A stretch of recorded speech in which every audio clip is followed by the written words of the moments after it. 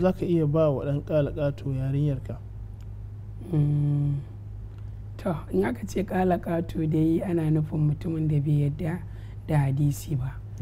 Don haka gaskiyar lamari abin da yake daidai shine ka a bashi. Saboda annabi sallallahu alaihi wasallam a cikin hadisi yana cewa idza ja'akum man tardawna dinahu wa khuluquhu fazawwiju. Idan wanda kuka yadda da addininsa da ɗabi'unsa ya zo muku to ku aura masa. In ba ku aura masa ba za a samu fitina. Saboda haka shi kuma wanda ya zamanto cewa dan ƙalaƙato ne addininsa ba yardace ba ne, saboda wanda yake dan ƙalaƙato ne bai yadda da hadisin annabi sallallahu alaihi wasallam ba, saboda haka duk wanda bai yadda da hadisin annabi sallallahu alaihi wasallam ba zai zama addininsa ba cikakke ba ne, saboda mafiya yawancin addini ya zo ne ta hanyar hadisan annabi sallallahu alaihi wasallam.